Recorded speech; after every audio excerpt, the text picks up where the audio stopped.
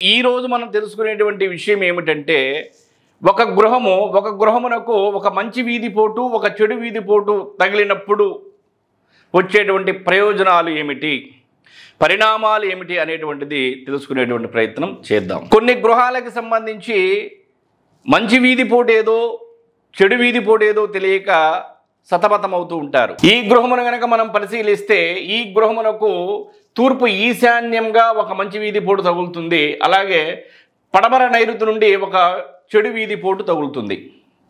మంచి వీధి పోటు వలన మంచి ఫలితాలు వస్తాయి, చెడు వీధి పోటు వలన చెడు ఫలితాలు వస్తాయి. ఇక్కడ విషయం ఏమిటంటే మంచి వీధి పోటు గృహమునకు లేదా స్థలమునకు తగులుతున్నప్పుడు ఆ వీధి పోటును ఆ గృహములోనికి ఆహ్వానించాలి. ఏ విధంగా?